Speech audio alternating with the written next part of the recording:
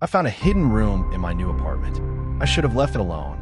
When I signed the lease, I couldn't believe the price. A 2-bedroom apartment in a decent neighborhood for less than half the market rate.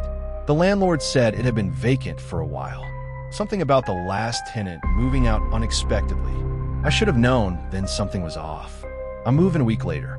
It was nothing fancy, but I was excited to finally live alone. The first few days were normal, until I noticed something weird about the second bedroom's closet.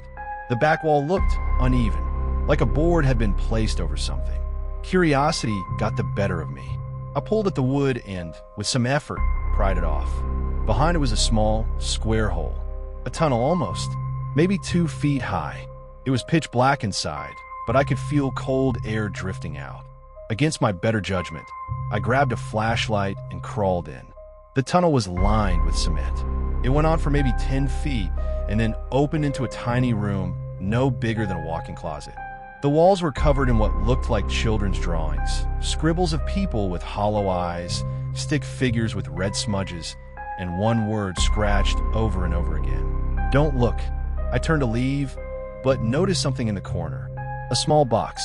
Inside were several Polaroid photos. They showed the same room I was standing in, but in the photos, there was a child sitting in the corner. Same spot where the box was. Same clothes. Same wall drawings. In one photo, the child was smiling. In the next, he was looking directly at the camera, eyes completely blacked out. No pupils, just void. That's when I heard it. A shuffle behind me. I spun around. Nothing. The next night, I heard scratching behind the closet wall. Slow, deliberate, like fingernails on concrete. I didn't sleep. By the third night, the scratching turned into whispering. It always started at 3:11 a.m. exactly. Don't look. Don't look. I tried sealing the hole, hammered the board back in, slept with music on, still heard it. One night, I decided to record it. I set up my phone to record video at 3:10 and pointed it at the closet. The next morning, I watched the footage. For 20 seconds, nothing. Then the board slowly creaked open by itself. A pale hand reached out. Not child's. Too long, too thin. It touched the floor, then snapped back as if it sensed it was being watched. I moved out the next day. The landlord didn't seem surprised. He just nodded and said, "You lasted longer than the last one." I didn't ask questions. I just left. But last night, I got an email from an unknown address.